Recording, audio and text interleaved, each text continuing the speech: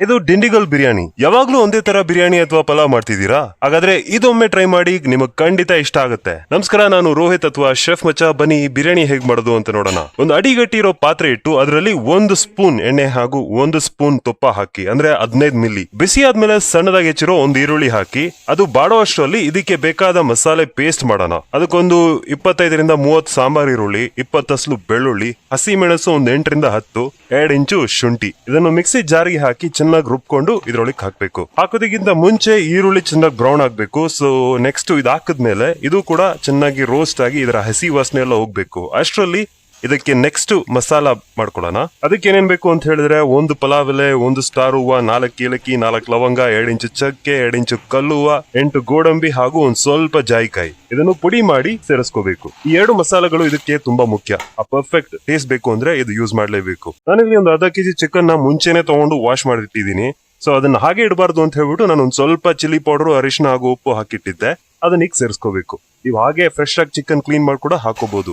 Marinate ಮಾಡಿಡಬೇಕು ಅಂತ ಏನೋ ಅವಶ್ಯಕತೆ ಏನೂ ಇಲ್ಲ ಈ ರೆಸಿಪಿಯಲ್ಲಿ. ಇದನ್ನ ಒಂದ್ಸಲ ಚೆನ್ನಾಗಿ ಮಿಕ್ಸ್ ಮಾಡ್ಕೊಂಡು 1 ಸ್ಪೂನ್ ಧನಿಯಾ ಪುಡಿ, 1 ಸ್ಪೂನ್ ಚಿಲ್ಲಿ ಪೌಡರ್, 1/4 ಕಪ್ ಮೊಸರು ಅಂಡ್ ಕೊತ್ತಂಬರಿ ಸೊಪ್ಪು ಈ ರೆಸಿಪಿಯಲ್ಲಿ 1 ಕೈ ಹಿಡಿಯಷ್ಟು ಆಗೋದು ಸಾಕು. ಅದರಲ್ಲೂ ಕೂಡ 3/4 ಭಾಗ ಇವಾಗ ಹಾಕ್ಬೇಕು, ಇನ್ 1/4 ಭಾಗ ಉಳಿಸ್ಕೋಬೇಕು. ಸೊ ರುಚಿಗೆ ತಕ್ಕಂತೆ ಉಪ್ಪನ್ನು ಸೇರಿಸಿ ಒಂದ್ 5 ನಿಮಿಷ ಆದ್ಮೇಲೆ ಎಣ್ಣೆ ಬಿಡಕ್ ಶುರು ಆಗುತ್ತೆ. ಆಗ ನೀರ್ ಹಾಕ್ಬೇಕು. ನಾನು 1 ಕಪ್ ಅಕ್ಕಿ ಯೂಸ್ ಮಾಡ್ತೀನಿ, ಸೊ 2 ಕಪ್ ನೀರ್ ಹಾಕ್ತಿದ್ದೀನಿ.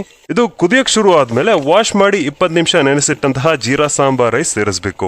ಮತ್ತೊಂದು ಕುದಿ ಬಂದ್ಮೇಲೆ ಅರ್ಧ ನಿಂಬೆ ರಸ ಹಾಕಿ ಉಪ್ಪು ಖಾರ ಎಲ್ಲ ಅಡ್ಜಸ್ಟ್ ಮಾಡ್ಕೊಂಡು ಒಂದು ಸಲ ಚೆನ್ನಾಗಿ ಮಿಕ್ಸ್ ಮಾಡಿ ಒಂದ್ 8 ರಿಂದ 10 ನಿಮಿಷ ಮೀಡಿಯಂ ಫ್ಲೇಮ್ ನಲ್ಲಿ ಇಟ್ರೆ ಈ ತರ ಇರುತ್ತೆ. ಈಗ ಇದು ದಮ್ ಮಾಡಬೇಕು. ಸೊ ಒಂದು ಹಳೆ ತವಾ ಇಟ್ಟು ಅದ್ರ ಮೇಲೆ ನಮ್ ಬಿರಿಯಾನಿ ಪಾಟ್ ಇಡಬೇಕು. ಅವಾಗಲೇ ನಾವು ಉಳಿಸ್ಕೊಂಡಂತಹ ಪುದೀನಾ, ಕೊತ್ತಂಬರಿ ಸೊಪ್ಪು, ಸ್ವಲ್ಪ ಗರಂ ಮಸಾಲೆ ಹಾಗೂ ತುಪ್ಪ ಇದ್ರ ಮೇಲೆ ಹಾಕಿ ಲಿಡ್ ಕ್ಲೋಸ್ ಮಾಡಬೇಕು. ಇದ್ರ ಮೇಲ್ಗಡೆ ಬಿಸಿ ನೀರ್ ಇಡಬೇಕು. ನೆಕ್ಸ್ಟ್ ಹೈ ಫ್ಲೇಮ್ ನಲ್ಲಿ 5 ನಿಮಿಷ ಹಾಗೂ ಲೋ ಫ್ಲೇಮ್ ನಲ್ಲಿ 15 ನಿಮಿಷ ಇಟ್ರೆ ರೆಡಿ. ಬಟ್ ಇದು ಒಂದು 10 ನಿಮಿಷ ಬಿಟ್ಟು ಮಾತ್ರ ಓಪನ್ ಮಾಡಬೇಕು. ಅಷ್ಟೇ ಕಣ್ರಿ, ರುಚಿಕರವಾದ ದಿಂಡಿಗಲ್ ಬಿರಿಯಾನಿ ರೆಡಿ. ಒಂದು ಸಿಂಪಲ್ ಮೊಸರು ಬಜ್ಜಿ ಇದ್ರೆ ಸಾಕು, ಇದಕ್ಕೆ ಬೇರೆ ಏನು ಬೇಕಾಗಿಲ್ಲ. ಬಹಳ ಟೇಸ್ಟಿ ಆಗಿರುತ್ತೆ. ನೀವ್ ನೋಡ್ದಂಗೆನೆ ಇದರಲ್ಲಿ ಬರೀ 1 ಸ್ಪೂನ್ ಎಣ್ಣೆ ಹಾಗೂ 1 ಸ್ಪೂನ್ ತುಪ್ಪ ಹಾಕಿರೋದು. ಸೊ ಇದು ಹೆಲ್ದಿ ಕೂಡ. ಖಂಡಿತ ಟ್ರೈ ಮಾಡ್ತೀರಾ ಅನ್ಕೊಂತೀನಿ. ಹೇಗಿತ್ತು ಅಂತ ಕಮೆಂಟ್ ಮಾಡಿ ತಿಳಿಸಿ. ಕೊನೆದಾಗ ಒಂದು ವಿಷಯ, ಇದು ಬಿರಿಯಾನಿ ಅಂತ ಫೇಮಸ್ ಆಗಿರ್ಬೋದು, ಬಟ್ ಟೆಕ್ನಿಕಲಿ ಅಂದ್ರೆ ಕುಕಿಂಗ್ ಮೆಥಡ್ ಪ್ರಕಾರ ಇಲ್ಲಿ ನಾವು ಮಾಂಸ, ರೈಸು, ಮಸಾಲೆ, ನೀರು ಎಲ್ಲ ಒಂದೇ ಪಾತ್ರೆಯಲ್ಲಿ ಹಾಕಿ ಬೇಯಿಸ್ತಿದೀವಿ. ಸೊ ಹಾಗಾಗಿ ಇದು ಪಲಾವ್. ಬಿರಿಯಾನಿ ಅಂದ್ರೆ ಮಾಂಸ ಮತ್ತೆ ರೈಸು ಸಪರೇಟ್ ಆಗಿ ಬೇಯಿಸ್ಬಿಟ್ಟು ಆಮೇಲೆ ಲೇಯರಿಂಗ್ ಮಾಡೋದು. ಸೊ ಆ ಒಂದು ವ್ಯತ್ಯಾಸ ಇದೆ. ಬಟ್ ರುಚಿ ಮಾತ್ರ ಅಲ್ಟಿಮೇಟ್ ಇರುತ್ತೆ. ಒಂಥರ ಡಿಫ್ರೆಂಟ್ ಫ್ಲೇವರ್ ಇರುತ್ತೆ. ಕಲರ್ ಕೂಡ ಒಂಥರ ಡಾರ್ಕ್ ಬ್ರೌನ್ ಕಲರ್ ಬರುತ್ತೆ ಈ ರೆಸಿಪಿಗೆ. ಸೊ ಖಂಡಿತ ಟ್ರೈ ಮಾಡಿ.